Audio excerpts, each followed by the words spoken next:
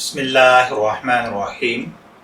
अस्सलामु अलैकुम dear viewers, आपके फेवरेट रूहानी चैनल फुरकान टीवी से आपकी खिदमत में हाजिर हैं। हमारा आज का टॉपिक है सूरह बकरा की तफसीर का खुलासा। प्यारे भाइयों और बहनों, सूरह बकरा इसमें 40 रुकू हैं, 286 आयात हैं। ये पहले पारे से शुरू होती है। कुरान पाक की दूसरी सूरत है और तीसरे सिपारे में ख़त्म होती है।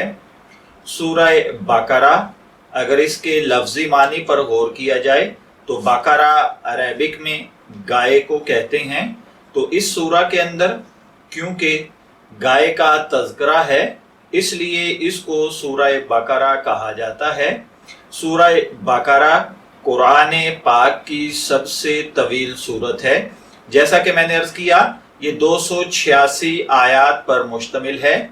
सूरह बकरा का अक्सर हिस्सा हिजरत मदीना के बाद बिल्कुल इब्तदाई दौर में नाजिल हुआ, क्योंकि इस सूरा में बकरा यानी गाय का लफ्ज़ भी आया है और गाय ज़िबा करने का वाक़या भी मज़कूर है।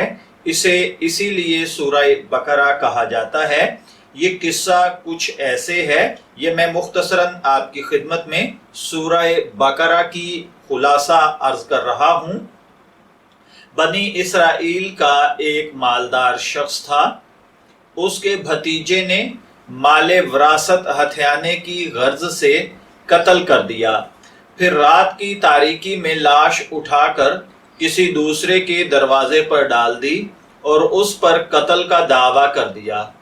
करीब था कि मुद्दई और मुद्दा अलैह के ख़ानदान एक दूसरे पर हथियार उठा लेते कि अल्लाह ताला ने हज़रत मूसा अलैहिस्सलातु वस्सलाम के ज़रिए उन्हें गाय ज़िबा करने और इसके गोश्त का कुछ हिस्सा उस मकतूल के जिस्म के साथ लगाने का हुक्म दिया। ऐसा करने से मकतूल जिंदा होकर उठ बैठा और उसने अपने कातिल की निशानदही कर दी। इत्तेफाक से उन्हीं दिनों बनी इसराइल का एक गिरोह मरने के बाद जिंदगी का इनकार भी कर रहा था।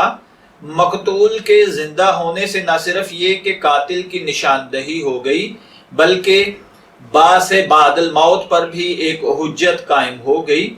इलावा अज़ीं मिस्रियों के साथ तवील अरसे तक रहने की वजह से बनी इसराइल के दिल में गाय की जो अकीदत और मोहब्बत रच बस गई थी, गाय ज़िबा करने का हुक्म देकर उसकी तरदीद और तौहीन भी कर दी गई। इस वाक़या के अलावा पहले पारा में जो अहम मज़ामीन बयान हुए हैं वो दर्ज झेल हैं। इस सूरा की इब्तदा रसूलुल्लाह सल्लल्लाहु अलैहि वसल्लम के दायमी मोजज़ा कुरान करीम से हुई है। यूं तो आपको मुतअद्दद हिस्सी और मादी मोजज़ात भी अता किए गए, लेकिन आपका सबसे बड़ा मोजज़ा इल्मी था।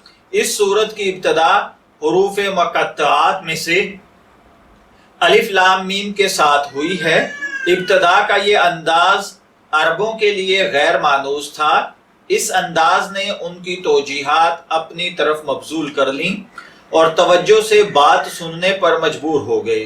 कुरान करीम के जिन सूरतों का आगाज हरूफ मुक़त्तआत से हुआ है, वहाँ कुरान करीम की अज़मत व सदाकत, एजाज़ व हक़ानियत का तज़किरा भी हुआ है, जिसकी वजह से उलमा की एक बड़ी जमात की राय ये है कि ये हरूफ लाकर हकीकत में कुरान को इंसानी कावश करार देने वालों को चैलेंज किया गया है कि अगर वाकई कुरान मोहम्मद सल्लल्लाहु अलैहि वसल्लम का खुद साख्ता कलाम है तो तुम भी इन हुरूफ से जिन्हें तुम शब रोज इस्तेमाल करते हो ऐसा ही कलाम बना लो।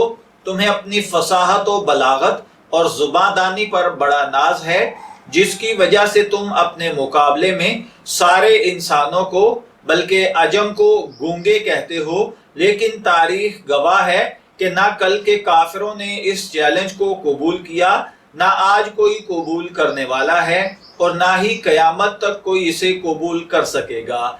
اسی طرح جو دوسری چیز قرآن پاک کی اس سورہ میں بیان کی گئی ہے وہ ہے کہ انسانوں کی 3 قسمیں ہیں، مومن، کافر اور منافق۔ مومنوں کی نمایاں صفات 5 ہیں۔ نمبر 1، ایمان بالغیب، یعنی ان حقائق پر ایمان جن کا حواس سے ادراک نہیں کیا جا سکتا، جیسے جنت، دوزخ، حشر اور حساب و جزا وغیرہ۔ دوسرے نمبر پر ہے اقامت الصلاۃ، یعنی نماز کو شروط و آداب کا لحاظ رکھتے ہوئے مستقل ادا کرتے رہنا۔ تیسرے نمبر پر ادائے زکوٰۃ۔ قرآن کریم میں عام طور پر نماز اور زکوٰۃ کا اکٹھے ہی ذکر آیا ہے، کیونکہ نماز اللہ کا اور زکوٰۃ بندوں کا حق ہے، اور انسان کا ایمان اس وقت تک کامل نہیں ہو سکتا جب تک کہ وہ دونوں قسم کے حقوق ادا نہ کرے۔ ان تمام آسمانی کتابوں پر ایمان جو مختلف زمانوں میں انبیاء اور رسول پر نازل کی گئیں، آخرت کی ایسی تصدیق جس میں شک کی کوئی ملاوٹ نہ ہو۔ یہاں قابل توجہ نقطہ یہ ہے کہ اللہ تعالیٰ نے اہل ایمان کا تذکرہ 4 آیات میں، کفار کا 2 آیات میں، منافقین کا 13 آیات میں فرمایا ہے۔ ان 13 آیات میں منافقوں کے 12 اوصاف بیان کیے گئے ہیں۔ مسلمانوں پر لازم ہے کہ وہ ان اوصاف بد سے اپنا دامن بچا کر رکھیں۔ یہ اوصاف اور علامات یہ ہیں: نمبر 1، جھوٹ، نمبر 2، دھوکہ، نمبر 3، عدم شعور، نمبر 4، قلبی بیماریاں یعنی حسد، تکبر اور حرص، اس کے بعد مکر و فریب، سفاہت، احکام الہی کا استہزاء یعنی مذاق، زمین میں فتنہ و فساد، جہالت، ضلالت، تذبذب اور اہل ایمان کا مذاق اڑانا۔ اسی طرح اس سورہ میں حضرت آدم اور حضرت حوا کا قصہ جو ابلیس لعین کے ساتھ پیش آیا، حقیقت میں یہ ساری انسانیت اور اس دنیا کی ابتدا سے انتہا تک کا قصہ ہے۔ یہ قصہ حق و باطل، خیر اور شر کے درمیان دائمی کشمکش کی نشاندہی کرتا ہے۔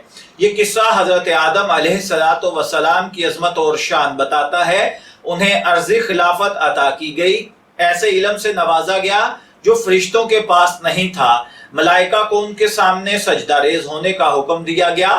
منصب خلافت پر فائز ہونے کی وجہ سے بنی آدم اس امر کے پابند ہیں کہ وہ زمین پر اللہ کے حکموں کو نافذ کریں اور دنیا کا نظام ویسے چلائیں جیسے اللہ تعالی چاہتا ہے۔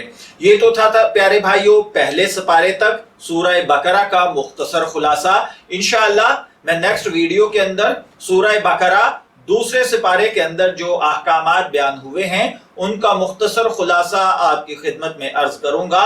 اجازت چاہیں گے، پھر ملیں گے کسی نئے ٹاپک کے ساتھ۔ تب تک کے لیے اللہ حافظ۔